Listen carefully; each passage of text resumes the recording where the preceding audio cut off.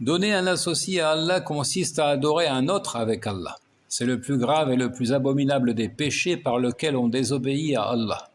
C'est le péché qu'il ne pardonne pas. Allah dit à ce sujet, Allah ne pardonne pas qu'on lui donne un associé, en dehors de cela, il pardonne à qui il le veut.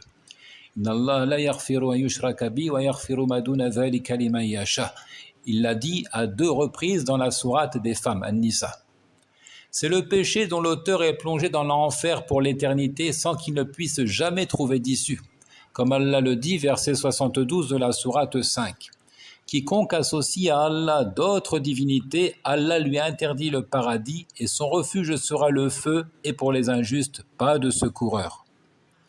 Innahu man yushrik billah faqad harrama Allahu alayhi al-jannata wa ma'wahu an-nar wa ma lil-zalimina min ansar. Et il dit, verset 36 de la sourate 35, « Et ceux qui ont mécru auront le feu de l'enfer. On ne les achève pas pour qu'ils meurent. On ne leur allège rien de ces tourments. C'est ainsi que nous récompensons tout négateur obstiné. » وَالَّذِينَ كَفَرُوا لَهُمْ نَارُ جَهَنَّمَ لَا يُقْضَى عَلَيْهِمْ فَيَمُوتُوا وَلَا يُخَفَّفُ عَنْهُمْ مِنْ عَذَابِهَا كَذَلِكَ نَجْزِي كُلَّ كَفُورٍ. Et il dit au verset 56 de la sourate 4, « Certes, ceux qui ne croient pas à nos versets, nous les brûlerons bientôt dans le feu. Chaque fois que leurs peaux auront été consumées, nous leur donnerons d'autres peaux en échange afin qu'ils goûtent au châtiment. » إن الذين كفروا بآياتنا سوف نصليهم نارا كلما نضجت جلودهم بدلناهم جلودا غيرها ليذوقوا العذاب. Et il dit au verset 40 de la sourate 7, « Pour ceux qui traitent de mensonges nos enseignements et qui s'en écartent par orgueil, les portes du ciel ne leur seront pas ouvertes et ils n'entreront pas au paradis. Et ils n'entreront au paradis que quand le chameau pénètre dans le chat de l'aiguille. Ainsi rétribuons-nous les criminels. إن الذين كذبوا بآياتنا واستكبروا عنها لا تفتح لهم أبواب السماء ولا يدخلون الجنة حتى يلج الجمل في سم الخياط وكذلك نجزي المجرمين. Donc ils n'entreront pas au paradis. Ils n'entreront, dit-il, que quand le chameau pénètre dans le chat, C-H-A-S de l'aiguille, c'est-à-dire dans le trou de l'aiguille. Donc chose tout à fait improbable. Un chameau ne peut pas passer par le trou d'une aiguille, le trou par lequel on fait passer le fil. Alors, si je peux me permettre en français, ce n'est pas sans nous rappeler l'expression « quand les poules auront des dents ». Ces gens-là n'entreront jamais au paradis. Et il dit, verset 37 de la sourate 5, « Ils voudront sortir du feu, mais ils n'en sortiront point, ils auront un châtiment permanent. » يريدون أن يخرجوا من النار وما هم بخارجين منها ولهم عذاب مقيم.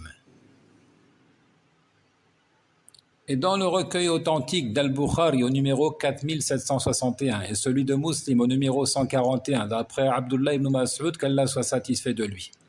Je demandais au messager d'Allah quel est le péché le plus immense auprès d'Allah et il a dit que tu donnes un égal à Allah alors qu'il t'a créé. Allah a certes créé les créatures afin qu'elles l'adorent. Il a dit dans ce sens, verset 56 de la sourate 51, « Je n'ai créé les djinns et les humains que pour qu'ils m'adorent. Il les a créés afin de leur ordonner l'adoration d'Allah seul et de leur interdire l'adoration de tout ce qui est en dehors de lui. Malheureusement, les hommes se refusent à tout sauf à l'ingratitude en désignant des émules à Allah, en prenant des intermédiaires, alors qu'il ne leur a été commandé cependant que d'adorer Allah en lui vouant exclusivement le culte. Verset 5 de la sourate 98.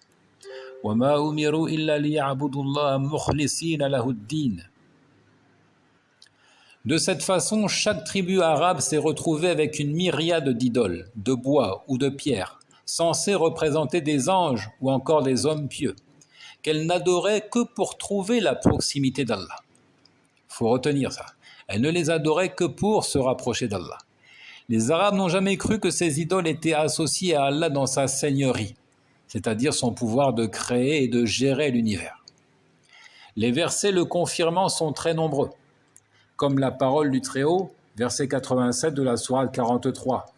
Et si tu leur demandes qui les a créés, ils diront très certainement Allah. وَلَئِنْ سَأَلْتَهُمْ مَنْ خَلَقَهُمْ لَيَقُولُنَّ اللَّهُ. Donc ça, c'est un point crucial sur lequel il faut s'appesantir. Chaque tribu s'est retrouvée avec une myriade d'idoles, censées représenter soit des anges, soit des hommes pieux. Elles les adoraient certes, mais pour trouver la proximité d'Allah.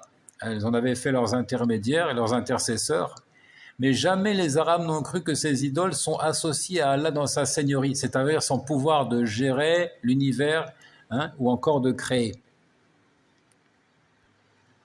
Il dit encore, subhanahu, dans le verset 31 de la sourate 10, « Dis, qui vous attribue de la nourriture du ciel et de la terre, qui détient l'ouïe et la vue, et qui fait sortir le vivant du mort et fait sortir le mort du vivant, et qui administre tout, ils diront Allah. Dites alors, ne le craignez-vous donc pas ?» قل من يرزقكم من السماء والأرض أمن يملك السمع والأبصار ومن يخرج الحي من الميت ويخرج الميت من الحي ومن يدبر الأمر فسيقولون الله فقل أفلا تتقون. Les Arabes de la période pré-islamique ne considéraient ces idoles que comme des intermédiaires, que comme des intercesseurs, qui permettraient de se rapprocher davantage d'Allah. Cela ressort encore de leur formule innovée pour la sacralisation, pour l'accomplissement du pèlerinage à la Mecque. En effet, ce rite monothéiste à la base, hérité d'Abraham, avait été malmené par les idolâtres qui disaient « Labayk Allahumma labayk, labayk la sharika laka labayk, innal hamda wa ni'mata laka wal mulk, la sharika lak, illa sharikun huwa lak, malaktahu wa ma malak. » Donc, ô Allah, nous voici venus à toi, nous avons répondu à l'appel, tu n'as pas d'associé à l'exception d'un seul. Ô Allah, nous voici venus à toi, nous avons répondu à l'appel, tu n'as pas d'associé, donc jusque-là, pur monothéisme, à l'exception d'un seul associé que tu détiens et qui lui ne détient rien. Et c'est là que le bas blesse, c'est là qu'il y a idolâtrie.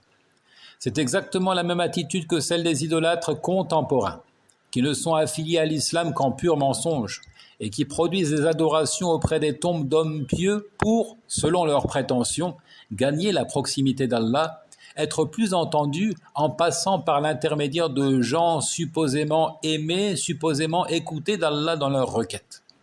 Donc c'est ainsi qu'ils justifient leur impiété, et ils ne font en fait que reprendre la rhétorique des polythéistes arabes vers qui Muhammad sallallahu alayhi wa sallam fut envoyé.